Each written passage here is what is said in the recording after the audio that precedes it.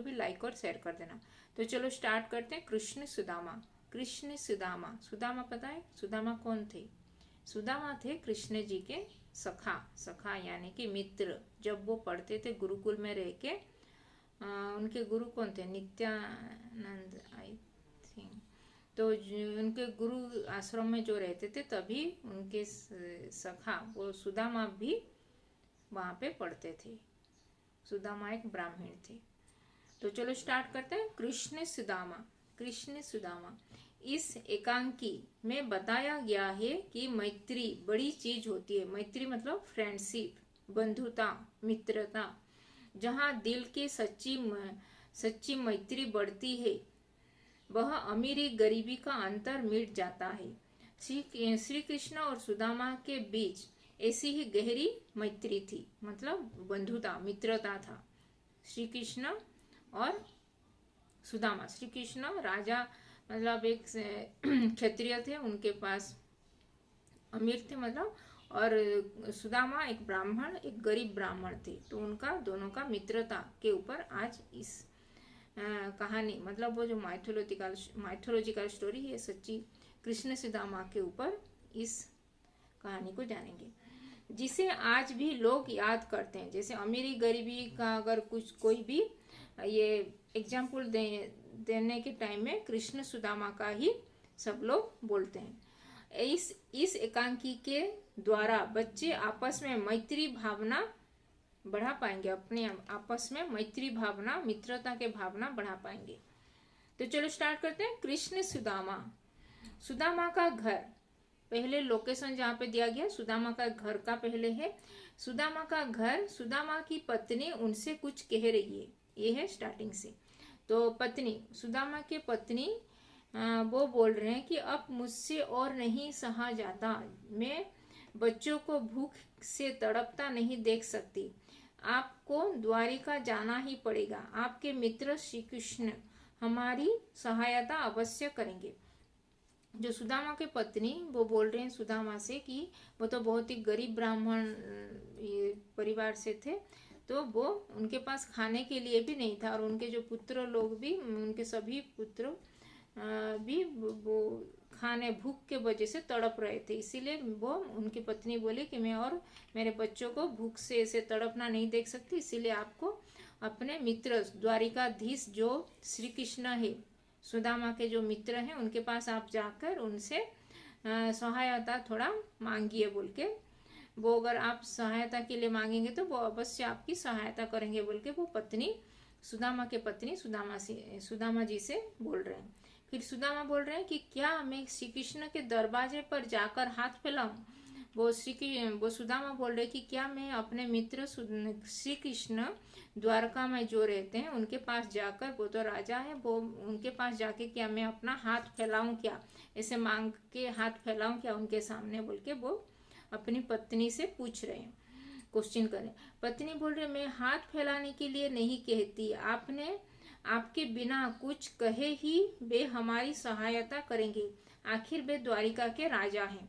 तो वो सुदामा की पत्नी बोल रही मैं आपको उनके सामने हाथ फैलाने के लिए नहीं कह रही हूँ, मैं अगर आप जाएंगे और आपको देख के ही वो समझ जाएंगे और आपको अपने साइड से ही वो कुछ सहायता करेंगे, इसीलिए आपको वहाँ पे आप उनके पास जाना चाहिए, और आखिर वो द्वारिका के राजा हैं तो वो आपका अवश्य सहायता करेंगे बोल के उनकी पत्नी ये सुदामा से कह रही हैं। फिर सुदामा बोले हूँ राजा है, राजा भला मेरे जैसे दरिद्रों को पहचानेगा? फिर सुदामा बोल रहे कि वो तो अभी द्वारका का राजा बन गए हैं श्री कृष्ण, तो अभी मुझे क्या इस गरीब ब्राह्मण को क्या वो पहचानेंगे क्या बोल के। तो पत्नी बोल रही अवश्य पहचानेंगे, वे आपके सहपाठी और बाल सखा जो ठहरे। तो वो बोल रहे हैं कि सुदामा की पत्नी बोल रही है तो अवश्य वो आपको पहचानेंगे, पहले तो वो आपके बाल सखा है, फिर द्वारिका के राजा हैं। जब आप पढ़ रहे थे गुरु नित्यानंद जी के आश्रम में, तभी ही आपके जो ये बाल सखा वो श्री कृष्ण और आपका गहरी मित्रता हुआ था, तो वहाँ पे वो आपके सहपाठी है, आपके क्लासमेट है, तो वो आपको अवश्य पहचानेंगे बोल के उनके पत्नी सुदामा के पत्नी सुदामा जी से कह रही हैं। फिर सुदामा बोल रहे हैं कि मुझे कोई उनके पास तक जाने देगा क्या? वो बोल रहे हैं कि अगर मैं जाऊंगा वहां पे उनके दरबार मतलब बाहर जो उनका जो गेट है फाटक में ही जो उनके जो दरबारी लोग होते हैं वो क्या मुझे छोड़ेंगे क्या? मुझे देखेंगे तो ये तो एक गरीब है, गरीब ब्राह्मण है, क्या वो अट्टहास्य नहीं करेंगे क्या मेरे ऊपर? और मुझे क्या वो छोड़ेंगे क्या? मैं वो तो द्वारिका के राजा और ऐसे गरीब से कैसे मित्रता कर सकते हैं हमारे द्वारिकाधीश? बोल के वो लोग मुझे अट्टहास्य करेंगे और मुझे छोड़ेंगे भी नहीं अंदर आने के लिए, बोल के वो कह रहे हैं सुदामा अपने पत्नी से। फिर सुदामा पत्नी बोल रही अवश्य आप पहरेदार को केवल अपना नाम भर बता देना। फिर वो पत्नी सुदामा जी की पत्नी कह रही कि अवश्य वो छोड़ेंगे कि आप उनके जो पहरेदार होंगे, जो दरबारी पहरेदार जो गार्ड सब होते हैं बाहर, तो पहरेदार से आप बोल देना कि मैं सुदामा हूँ, इतना ही बोल दीजिए। तो वो अवश्य वो जाके बोलेंगे श्री कृष्ण जी से और वो अवश्य आपका नाम सुनते ही वो दौड़ के भाग के आएंगे आपको वेलकम करने के लिए, बोल के वो पत्नी सुदामा जी के पत्नी सुदामा जी से बोल रहे हैं। फिर सुदामा बोल रहे हैं नाम बताने पर भी नहीं पहचाना तो? फिर अगर वो सुदामा बोल रहे हैं कि अगर मैं अपना नाम बोलूंगा, सुदामा बोलने के बाद भी अगर वो नहीं पहचानेंगे द्वारिकाधीश श्री कृष्ण तो मैं फिर क्या करूंगा, बोल के वो पूछ रहे हैं अपनी पत्नी से। फिर पत्नी बोल रहे हैं कि तो मैं समझूंगी कि हमारे भाग्य ही फूटे हैं। कि वो उनकी पत्नी बोल रहे हैं कि अगर तभी भी नहीं समझेंगे, आपका नाम याद नहीं होगा, तो मैं समझ जाऊंगी कि हमारे भाग्य ही बहुत ही अभागी भाग्य है, हमारा बहुत ही दुर्भाग्य है और इसीलिए हम ऐसे ही हमारा जीवन और चलेगा और आगे अच्छा नहीं होगा, बोल के मैं ऐसे समझ लूंगा, बोल के वो बोल रहे हैं। फिर सुदामा बोल रहे हैं इसीलिए कहता हूँ जैसे चल रहा है चलने दो। फिर इसीलिए सुदामा बोल रहे हैं कि ऐसे जैसे अभी चल रहा है वैसे ही अभी चलने दो और मैं क्यों द्वारिका जाऊंगा, बोल के वो सुदामा अपने पत्नी से कह रहे हैं। फिर पत्नी कह रहे हैं अभी तक तो वैसा ही चल रहा था लेकिन अब इससे भी बुरा चलेगा। फिर पत्नी बोल रही कि अभी तक तो ठीक ठाक अभी जितना भी हो रहा था कि लेकिन आगे चल के और बहुत ही बुरा होगा, इसीलिए अभी मैं बोल रही हूँ, बोल के वो कह रहे हैं। फिर सुदामा कह रहे हैं कि अच्छा रो मत, तुम जैसा कहती हो मैं वही करूँगा। पर फिर सुदामा बोल रहे हैं कि अगर तुम अभी रोना नहीं करना, रोना स्टार्ट मत करो। मैं अगर तुमको चाहिए कि मैं द्वारका जाके अपने मित्र द्वारकाधीश ये श्री कृष्ण से मिलूंगा तो मैं अवश्य तुम्हारी बात मान के मैं द्वारिका जाऊंगा, बोल के वो सुदामा अपनी पत्नी से कह रहे हैं। फिर पत्नी आंसू पूछकर बोल रहे हैं पर क्यों जाओगे, कैसे, यही ना?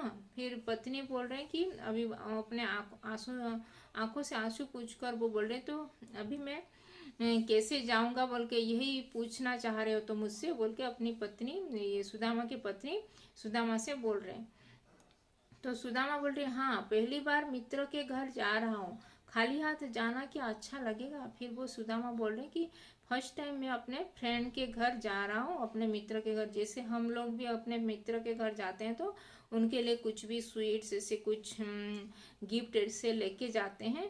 तो अगर मैं भी अगर सुदामा जी अगर श्री कृष्ण जी के घर जाएंगे, द्वारका के राजा के घर श्री कृष्ण के घर, तो अपने मित्र के घर क्या खाली हाथ में जाऊंगा क्या, बोल के वो ये सुदामा अपने पत्नी से पूछ रहे हैं।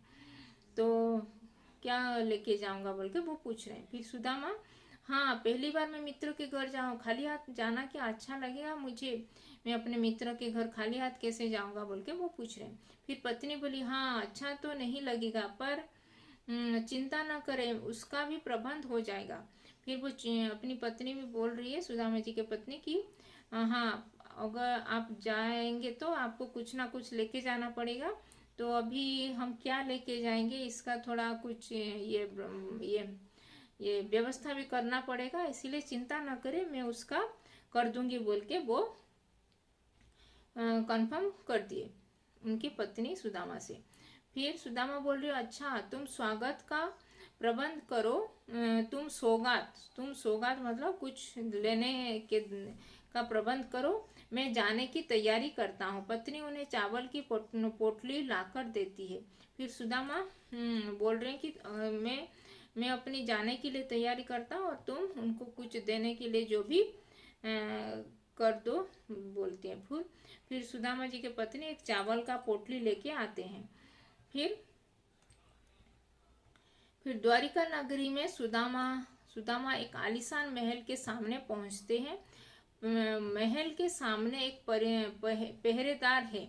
ये है उसका दृश्य। अभी सेकंड, ये जो सुदामा जी का घर का दृश्य हो गया। अभी द्वारिका महल का दृश्य हो रहा है। द्वारिका नगरी में पहुंच चुके हैं सुदामा। फिर उनके बाहर जो उनके गेट के पास एक पहरेदार, वहां पे वो उनके पास पहरेदार एक है द्वारिका के नगर में, महल के सामने।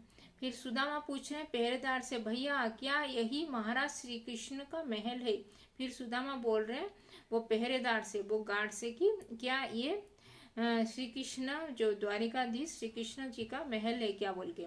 पहरेदार बोल रहा है कि हाँ यही है, क्या बात है। फिर पहरेदार जो गार्ड वो हाँ बोल रहा है कि हाँ यही ही श्री कृष्ण द्वारिकाधीश का घर है, तो क्या किस लिए आपको पूछ रहे हैं बोल के वो पूछता है। फिर सुदामा बोल रहे हैं मुझे उनसे मिलना है। फिर सुदामा बोल रहे हैं कि मुझे द्वारिकाधीश श्री कृष्ण से मिलना है। तो पहरेदार आपका नाम क्या, आपका क्या नाम बताओ। फिर पहरेदार जो गार्ड पूछ रहा है तो आपका क्या मैं नाम उनको बोलूं बोल के। फिर सुदामा बोल रहे हैं उनसे कहना कि आपका सहपाठी सुदामा आया है। फिर सुदामा बोल रहे हैं कि पहरेदार से कि आप पहरेदार आप ये द्वारिकाधीश श्री कृष्ण के पास जाके आप बोलिए कि आपका सहपाठी ये सुदामा आपसे मिलने आया है बोल के कहना बोल के। फिर पहरेदार जाकर श्री कृष्ण को सूचित करता है। फिर पहरेदार जो ये जाके वो श्री कृष्ण जी के दरबार में वो द्वारिकाधीश को सूचित करता है, मतलब इन्फॉर्म देता है कि आपका मित्र सुदामा, आपका सहपाठी वो बाहर आए हैं बोल के। सुदामा का नाम सुनते ही वह नंगे पांव दौड़कर दरवाजे पर आते हैं। फिर सुदामा का नाम सुनते ही वो ऐसे नंगे पांव, मतलब उनका जो ये कठौ भी नहीं पहन के, अपने फुटवेयर भी नहीं पहन के, वैसे नंगे पांव वो ये महल उनके जो बाहर जो खड़े थे उनके जो सुदामा उनके मित्र, तो वहां तक पहुंच जाते हैं। सुदामा से लपेट कर वह उन्हें महल में ले जाते हैं। फिर श्री कृष्ण सुदामा से गले लग जाते हैं, अपने सहपाठी अपने सखा से, मित्र से, और उनको वेलकम करके वो अपने महल के तरफ लेके जाते हैं। फिर कृष्ण बोलते हैं सिंहासन दिखाकर, मित्र सुदामा यहाँ बैठो बोल के। फिर वो सिंहासन अपना दिखाकर वो बोलते हैं कि तुम यहाँ पे बैठो बोल के अपने मित्र सुदामा से। सुदामा के संकोच करने पर भी श्री कृष्ण उन्हें आदर पूर्वक सिंहासन पर बैठा देते हैं। फिर सुदामा नहीं बोलने से भी, वो इनकार करने से के बावजूद भी वो कृष्ण जाके उनको बिठा देते हैं सिंहासन पर, अपने मित्र सुदामा जी को। तभी रुक्मणी एक परात में पानी लेकर आती हैं। फिर रुक्मणी भी उनके जो वाइफ, उनकी जो रानी थी, कृष्ण जी के रानी, उनके धर्मपत्नी, तो वो भी एक परात में मतलब एक थाली में, एक बड़ा सा थाली में पानी लेकर आते हैं उनका जो ये फुट को धोने के लिए, उनका पैर को धोने के लिए, चरण को धोने के लिए। कृष्ण सुदामा के पैर धोने बैठ जाते हैं। फिर कृष्ण अपने जो फ्रेंड सुदामा जी के पैर को धोने के लिए बैठ जाते हैं नीचे। फिर सब लोग आश्चर्य से देखते हैं। फिर उनके दरबार में जितने सारे उनके जो मंत्री, सेनापति और बाकी जो सभी दरबारी थे, वो लोग इतना आश्चर्यचकित होकर देख रहे हैं कि द्वारिकाधीश कैसे इतने गरीब ब्राह्मण का पैर धो रहे हैं बोल के। फिर कृष्ण पैर धोते धोते, मित्र तुमने अपनी यह क्या दशा बना ली है। फिर वो पैर धोते धोते अपने मित्रों से कह रहे हैं कि आप मेरे मित्र, आप तुम अभी इतना क्या ऐसी दशा क्यों बना ली है अपना बोल के वो सुदामा से क्वेश्चन कर रहे हैं। पैरों में इतने कांटे और बीमारियां, आंखों में आंसू आ जाते हैं मित्र। फिर पैरों में इतने आपके कांटे भरा हुआ है और तुम पहले ही यहाँ क्यों नहीं आ गए। फिर पहले ही तुम यहाँ पे क्यों नहीं आ गए, तुम्हारा इतना दुर्दशा देखकर मुझे अच्छा नहीं लग रहा है बोल के वो अपने मित्र सुदामा से पूछ रहे हैं। सुदामा बोल रहे कई बार सोचा तो था, पर क्या बताऊं मित्र, फिर मैं तो बहुत बार सोच रहा था कि आऊं तुम्हारे पास, लेकिन मैं क्या बताऊं, मैं तो नहीं आ पाया, बोल के वो सुदामा अपने मित्र श्री कृष्ण जी से कह रहे हैं। फिर कृष्ण बोल रहे हैं तुम मेरे पास नहीं आए इसके लिए मैं तुम्हें क्षमा नहीं करूंगा। तुम मेरे पास नहीं आए इतने दिनों से, तो इसलिए मैं तुमको कभी भी क्षमा नहीं करूंगा। पैर पोछते पोछते वो बोले। फिर अच्छा यह तो बताओ बच्चे और भाभी कुशल हैं, बोल के वो पूछे अपने उनके परिवार लोगों के बाकी सदस्यों से, जैसे उनके सुदामा जी के पत्नी उनके भाभी लगेंगे तो भाभी कैसे हैं और तुम्हारे सब बच्चे कैसे हैं, बोल के वो पूछने लगे।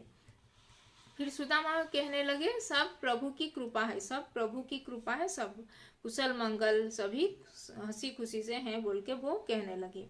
तुम्हारी भाभी तुम्हें बहुत याद करती है। तुम्हारे सुदामा बोल रहे हैं कि मेरी पत्नी मतलब श्री कृष्ण की भाभी उनको बहुत याद करते हैं, मतलब सुदामा के पत्नी श्री कृष्ण को बहुत याद करते हैं, बोल के कृष्ण बोलते हैं मुझे याद करती है भाभी, तब तो उन्होंने मेरे लिए कुछ भेजा होगा, बोल के वो पूछने लगते हैं। तो मुझे अगर याद करते हैं तो मेरे लिए अवश्य कुछ लेके देने के लिए आपको बोले होंगे, तो क्या लेके आए हो मित्र, बोल के वो पूछने लगते हैं। कृष्ण बोलते हैं कि कृष्ण की दृष्टि सुदामा की बगल में दबी पोटली पर पड़ जाती है। फिर कृष्ण जी ऐसे थोड़ा, सुदामा भी संकुचित हो रहे थे, क्या ऐसे संकोच कर रहे थे, इतना बड़ी दरबार में मैं ये जो चावल का ये जो पोटली लेकर आया हूँ, तो उसको अगर सबके सामने दूंगा तो मुझे भी थोड़ा ऐसे लगेगा, उनको भी थोड़ा अपमानित होगा, बोल के वो थोड़ा छुपा रहे थे। फिर कृष्ण देख लिया कि उनके पास एक पोटली है, तो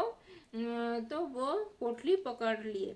सुदामा संकोच से भेजा तो है, पर कृष्ण उनकी बगल में पोटली जो पकड़े थे सुदामा, तो उसको देख लेते हैं और उसको ले जाते हैं। फिर कृष्ण पोटली खोलकर देखते हैं, हाँ भाभी ने मेरे लिए चावल भेजे हैं, तो बोले कि मेरे लिए चावल भेजे हैं क्या भाभी जी ने, बोल के वो खुशी हो गई।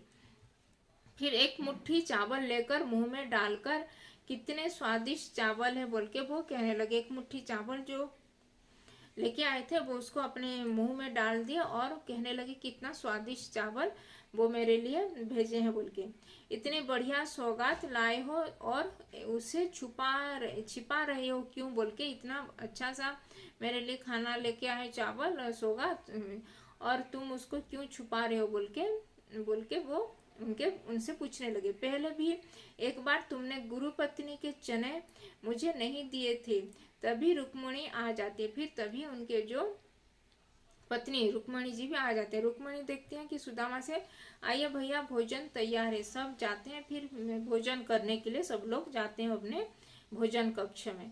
फिर बाचक जो सुदामा द्वारिका में कई दिन रुके हैं, कई दिन रुके रहे, फिर सुदामा द्वारिका में बहुत दिन रुके। फिर जब चलने को कहते श्री कृष्ण उन्हें रोक लेते, फिर जब भी मैं जाने के लिए वो बोलते तभी कृष्ण जी उनको रोक लेते। आखिर एक दिन उसने विदा लेकर वे अपने गांव को चल दिए। फिर एक दिन वो अपने ये विदा मांग के मतलब बाय करके वो अपने घर की ओर मतलब सुदामा अपने गांव की ओर चल पड़े। फिर मार्ग में सोचते रहे कि श्री कृष्ण ने आवो भगत और आदर सत्कार तो बहुत किया। फिर वो सोचते रहे कि श्री कृष्ण ने तो मेरे मित्र ने बहुत मेरे लिए तो बहुत ही आदर सत्कार बहुत ही भव्य तरीके से मुझे किया पर दिया कुछ भी नहीं, लेकिन कुछ भी आने के टाइम में कुछ दिए नहीं अपने पत्नी भाभी और अपने बच्चों के लिए, तो मैं क्या लेके जाऊंगा उनको, वो सोचने लगे। फिर सोचते जब मैंने मांगा ही नहीं तो उनका क्या दोष, फिर वो सोचे कि मैं तो कुछ भी नहीं मांगा उनको, इसलिए उनका भी क्या दोष है, बोल के वो कहने लगे सुदामा जी ने। फिर किंतु जब वे अपने घर पहुंचे तब उन्हें ज्ञात हुआ कि श्री कृष्ण ने उन्हें बिना मांगे ही सब कुछ दे दिया है। फिर जब अपने घर पहुंचे अपने गांव में अपने घर में, तभी वो देखे कि मैं कुछ भी बिना मांगे ही वो सब कुछ मुझे दे दिए हैं, बोल के वो देखे झोपड़ी की स्थान पर एक सुंदर महल और दास दासियां सभी कुछ। वो झोपड़ी, पहले उनका घर जो झोपड़ी था, झोपड़ी में रहते थे, तभी वो उनके झोपड़ी अभी नहीं है और उनके पास एक झोपड़ी के बदले में एक बड़ा सा महल वहां पे खड़ा हो गया है और उनके घर में बहुत सारे दास दासी भी हैं सभी कामों करने के लिए। इस प्रकार श्री कृष्ण ने मित्र को मांगने के नाम पर अपमानित होने से भी बचा लिया। इस प्रकार श्री कृष्ण ने जो मित्र, अपने मित्र बिना मांग के भी वो अपने मित्र को सब कुछ दे दिए और अपमानित भी, उनके सामने अपमानित भी नहीं होना पड़ा क्योंकि अगर सुदामा अगर श्री कृष्ण के सामने मांगते सभी दरबार के सामने तो वो भी एक अपमानित होते। तो इसीलिए वो बिना मांगे ही अपने मित्र को सभी उनका मन की बात जान लिए श्री कृष्ण, सुदामा जी के मन की बात, और सभी सब कुछ दे दिए उनके बिना मांगे ही बचा लिया और सब कुछ दे भी दिया। तो ये था कृष्ण सुदामा जी के ऊपर उनका कहानी, उनका कैसे गहरी मित्रता था इसके ऊपर। तो मित्रता भी जब भी अमीर गरीबी की मित्रता, अमीरी गरीबी का मित्रता जब भी होता है तो कृष्ण सुदामा का ही सबसे पहले कृष्ण सुदामा का ही नाम आता है। अभी शब्दार्थ जानेंगे। सह